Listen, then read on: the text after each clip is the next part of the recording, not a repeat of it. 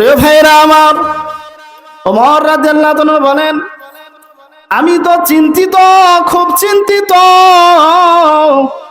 সাহাবীরা ডাক দেয়া বলেন, হে খলিফাতুল মুসলিমিন, আপনি তো জান্নাতের সার্টিফিকেট প্রাপ্ত একজন সাহাবী, আপনার এত কিসের চিন্তা?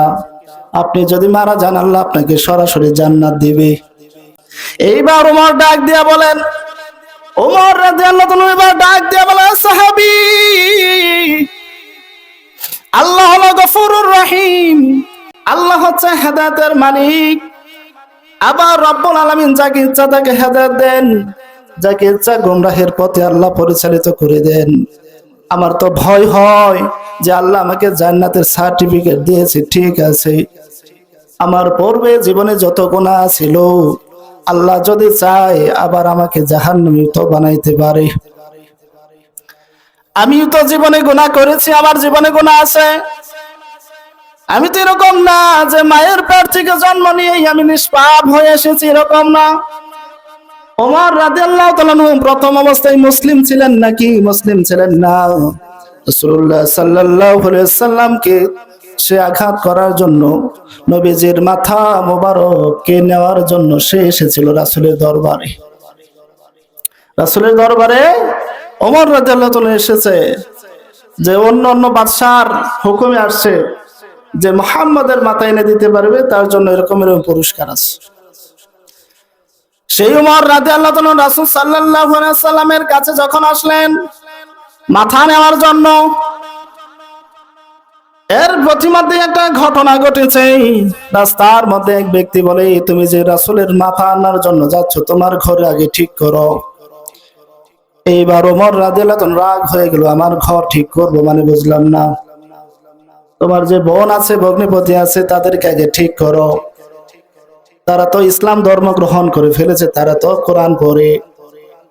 ওমর খুব রাগ হয়ে গেছে। ওমর রাদিয়াল্লাহু তাআলা খুব রাগ হয়ে তিনি তার ঘরের মধ্যে চলে গেলেন। তার বোনের ঘরের মধ্যে গিয়ে দেখে যে তারা জানি কি একটা পড়তেছে, আওয়াজ শোনা যায়, মধুর বাণী শোনা যায়।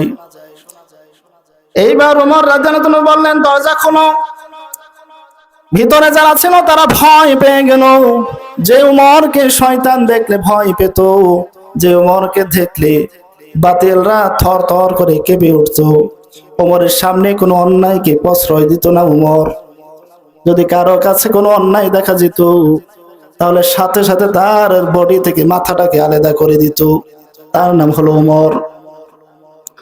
উমর রাদিয়াল্লাহু তাআলা ঘরে গেলেন। যাওয়ার পর তাদেরকে মোটামুটি ভাবে একটা আঘাত করা হলো, থাপ্পড় দেওয়া হলো।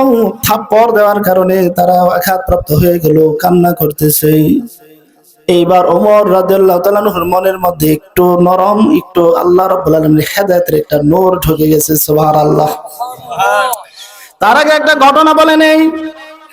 রাসূলুল্লাহ সাল্লাল্লাহু আলাইহি ওয়াসাল্লাম নবীজি উমর এবং আবু জাহেলের জন্য দোয়া করেছিলেন। আল্লাহ রাসূল ডাক দিয়ে বলেন, আল্লাহ, ওমরকে অথবা আবু জাহেলকে, যাকে আপনার ভালো লাগে, যাকে আপনার পছন্দ হয়, তাকে ইসলামের জন্য কবুল করে নাও। সুবহানাল্লাহ। কে দোয়া করছিল? রাসূল সাল্লাল্লাহু আলাইহি ওয়াসাল্লাম। তো আল্লাহ তাআলা দোয়া কবুল করছেন কি আবু জাহেল রে না ওমরকে? ওমর রাদিয়াল্লাহু তাআলা কে কবুল করছে। সুবহানাল্লাহ। এইবার ওমর রাদিয়াল্লাহু তাআলা বলেন, ঠিক আছে, তোমরা কি পড়তেছিলে এটা আমাকে দাও, আমি দেখতে চাই। আপনি মেম্বার হলে আপনার মানুষের মন জয় করা আপনার জন্য সহজ। আপনি মেয়র হলে আপনার জন্য মানুষের মন করা একেবারে সহজ। আজকে যদি একজন চেয়ারম্যানে বা মেম্বারে ডাক দেয়, এই এলাকাবাসী এমন একটা প্রোগ্রাম আছে, আসেন, অনেক মানুষের সাড়া দিবে, ঠিক কিনা? আজকে যদি সাধারণ মানুষ খেতে কামারে কাজ যখন করে, আপনার মনে কোনো অহংকার নাই, অহংকার না দেখে যদি আপনি ওই সাধারণ মানুষকে সাহায্য গিয়ে করেন, আপনার সারাদিন কাজ করা লাগবে। আপনি চেয়ারম্যান মানুষ এরকম না। আপনি মেম্বার মানুষ, সারাদিন কাজ করতে হবে, বিষয়টা এমন নয়। হালকা গিয়ে 1 মিনিট আপনি কাজ করেন, সাধারণ মানুষের কোদালটাকে আপনি ধরেন, দেখবেন ওই মানুষটা আত্মহারা হয়ে যাবে, খুশিতে আত্মহারা হয়ে যাবে, ঠিক কিনা? চেয়ারম্যান আসছে, আল্লাহু আকবার। চেয়ারম্যান আসছে আমার কাজ করে দিবে। আল্লাহু আকবার বলেন। এইভাবে মানুষের মন তাদের জন্য জয় করা একেবারে সহজ। ওমর রাদিয়াল্লাহু তাআলা যখন বলেন আসলাম, আটার বস্তাটা আমি ওমরের মাথায় দাও। আসলাম ডাক দিয়া বলেন, কি বলেন হুজুর? আপনি আমাকে অবাক করে দিলেন। আপনি কি বলেন? আপনি তো অর্ধ জাহানের খলিফা, প্রধানমন্ত্রী, আপনার মাথায় কেন নেবেন? আমার মাথায় দেন। ওমর ডাক দিয়ে বলেন, আসলাম, আমার মানুষের খবর নিতে, বিশেষ করে ওই বয়স্ক মহিলার খবরটা নিতে আমি একটু ত্রুটি করে ফেলেছি, অন্যায় বড় করে ফেলেছি। আমি তো অনেক ব্যস্ত মানুষ, তারপর আমি অন্যায় করে ফেলেছি। আল্লাহ যদি সেদিন আমাকে জিজ্ঞেস করে, তুমি তো ওই ব্যক্তির খবর নেও নাই, ঠিক মতো নিতে পারো নাই, তাহলে আমি কি জবাব দেব? জবাব দেওয়ার তো সুযোগ নাই। তুমি কি চাও যে আমি আল্লাহর দরবারে দাঁড়াই, তুমি আমার মাথার মধ্যে বোঝাটা দাও, আমি নিয়ে যাব?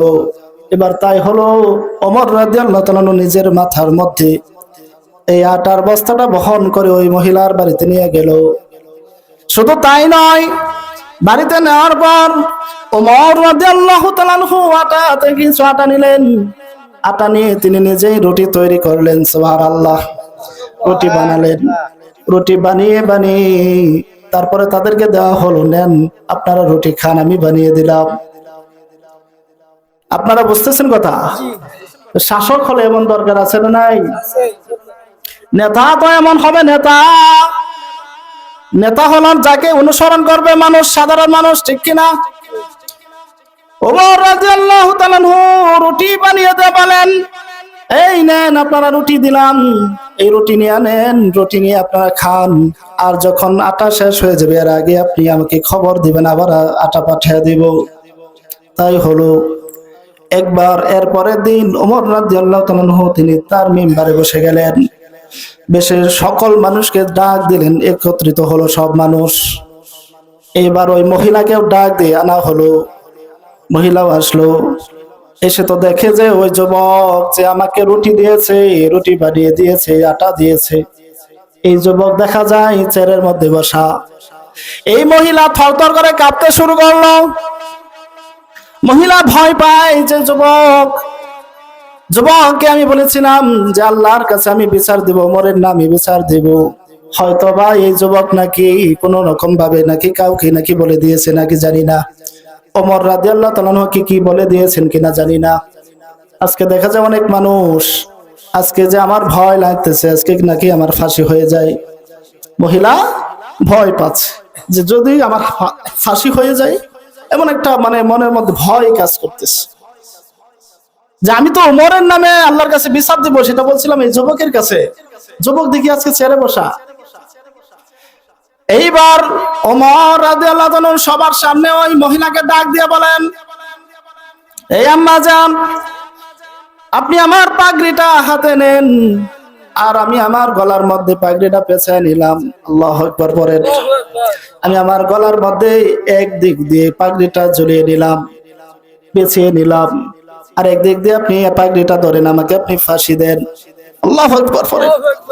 আমাকে আপনি ফাঁসি দেন অথবা মারেন, কাটেন, যা কিছু করেন আপনি করেন। এ বলতেছে। ওমর রাদিয়াল্লাহু তাআলা বলেন। এইবার মহিলা ডাক দিয়া বলেন, কি বলেন? আপনি তো আমাকে গতকাল রাত্রে সাহায্য করেছেন, খাবার দিয়েছেন, আপনাকে তো আমি এরকম করতে পারি না। আপনার জন্য আমি আল্লাহর কাছে দোয়া করেছি, আল্লাহ ওমরকে খলিফা না বানাইয়া আজকে যে আমাকে রুটি দিয়েছে, সাহায্য করেছে, তাকে আপনি খলিফা বানাইতেন। আল্লাহু আকবার। খলিফা এরকমই হওয়া উচিত, ঠিক না? খলিফা এমনই হওয়া উচিত। এইবার ওমর রাদিয়াল্লাহু তাআলার পরিচয় ফাঁস হয়ে গেল।